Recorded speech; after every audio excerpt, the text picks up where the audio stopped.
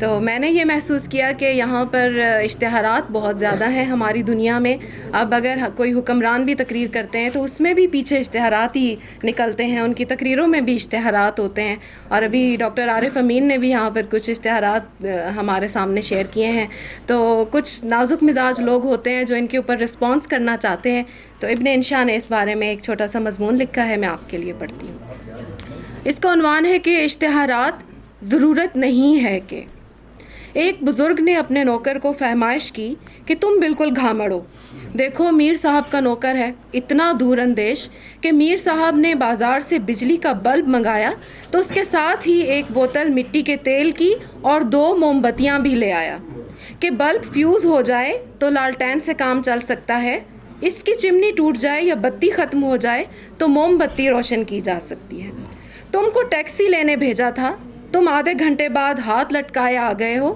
کہا کہ جی ٹیکسی تو ملتی نہیں, موٹر رکشہ کہیے تو لیتا آؤں. میر صاحب کا نوکر ہوتا تو موٹر رکشہ لے کر آیا ہوتا تاکہ دوبارہ جانے کی ضرورت نہ پڑے. نوکر بہت شرمندہ ہوا اور آقا کی بات پلے باندھ لی. چند دن کے بعد اتفاق سے آقا پر بخار کا حملہ ہوا تو انہوں نے اسے حکیم صاحب کو لانے کے لیے بھیجا. تھوڑی دیر میں حکیم صاحب تشریف لائے تو ان کے پیچھے پیچھے 3 آدمی اور تھے جو سلام کر کے ایک طرف کھڑے ہو گئے. ایک کی بغل میں کپڑے کا تھان تھا, دوسرے کے ہاتھ میں لوٹا اور تیسرے کے کندھے پر پھاوڑا. آقا نے نوکر سے کہا کہ یہ کون لوگ ہیں؟ میاں نوکر نے تعارف کرایا کہ جناب ویسے تو حکیم صاحب بہت حاذق ہیں لیکن اللہ کے کاموں میں کون دخل دے سکتا.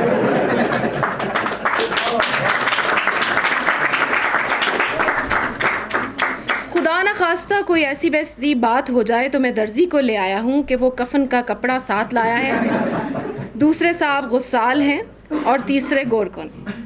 ایک ساتھ اس لیے لے آیا کہ بار بار بھاگنا نہ پڑے. ایسے ہی ایک بزرگ ہمارے حلقہ احباب میں بھی ہیں جن کا دراصل یہ قصہ ہے. گلی سے ریڑھی والا ہانک لگاتا گزر رہا تھا کہ انگور ہیں چمن کے, پپیتے ہیں پیڑ کے پکے ہوئے.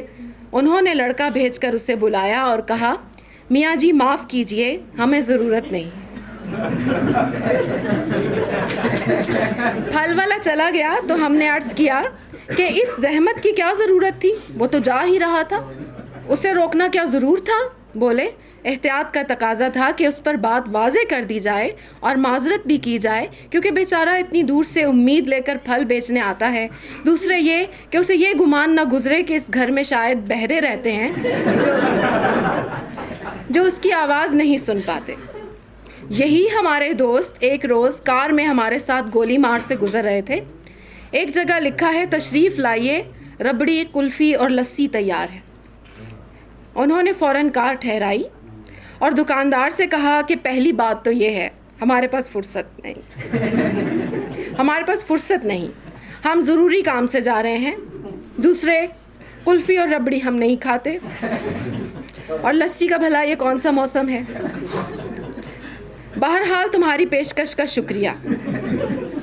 وہ تو بیٹھا سنا کیا اور نہ جانے کیا سمجھا. کار میں واپس بیٹھتے ہوئے ہمارے دوست نے وضاحت کی کہ یہاں کے لوگ ان آداب کو کیا جانیں. یہاں تو دعوت نامہ آتا ہے اور اس کے نیچے RSVP لکھا ہوتا ہے, لیکن جواب سے مطلع فرمائیے.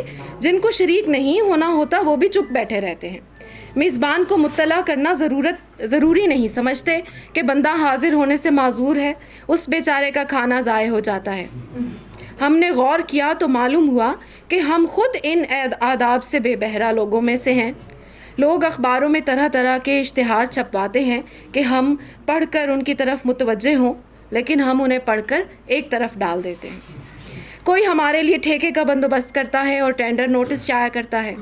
کسی کو ہمارے ہاتھ پلاٹ یا مکان بیچنا ہوتا ہے. کوئی ہمیں یہ اطلاع دیتا ہے کہ اس نے اپنے نالائق فرزند کو جائیداد سے عاق کر دیا ہے. کہیں کسی کی کوشش ہوتی ہے کہ ہم ان کی فرزندی قبول کر لیں, اور ذات پات تعلیم اور تنخواہ کی شرطیں منوعاً وہی رکھی جاتی ہیں جو ہم میں ہیں. کوئی ہمیں گھر بیٹھے لاکھوں روپے کمانے کا لالچ دیتا ہے, کوئی شارٹ ہینڈ سکھانے کی کوشش کرتا ہے, بہت سے کالج مشتاق ہیں کہ ہم ان کے ہاں داخلہ لے لیں.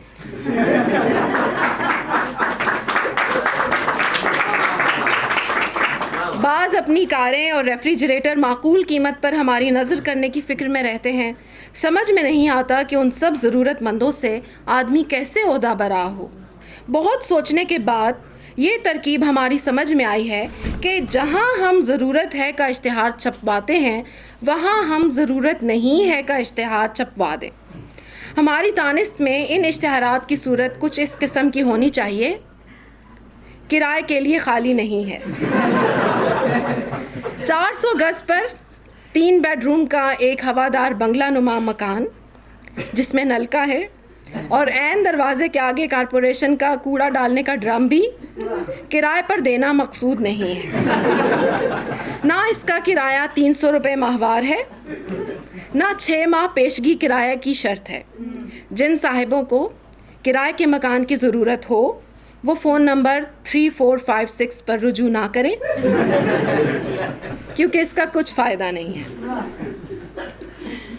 اطلاع عام: راقم محمد دین والفتح دین کریانہ مرچنٹ یہ اطلاع دینا ضروری سمجھتا ہے کہ اس کا فرزند رحمت اللہ نافرمان ہے.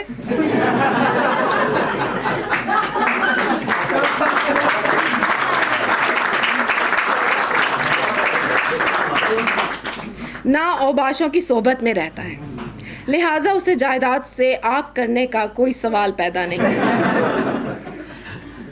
آئندہ جو صاحب اسے کوئی ادھار وغیرہ دیں گے وہ میری ذمہ داری پر ہے.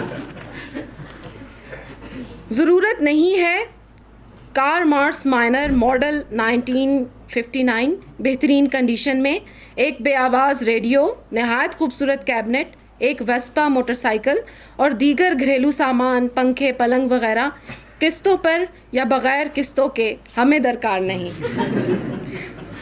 ہمارے ہاں خدا کے فضل سے یہ سب چیزیں پہلے سے موجود ہیں. اوقات ملاقات 3 بجے تا 8 بجے شام. عدم ضرورت رشتہ.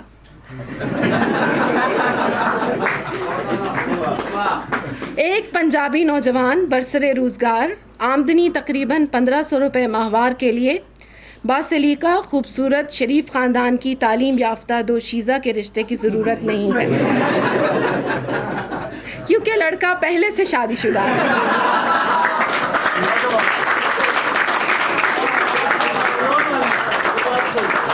اور خط و کتابت صیغہ راز میں نہیں رہے گی.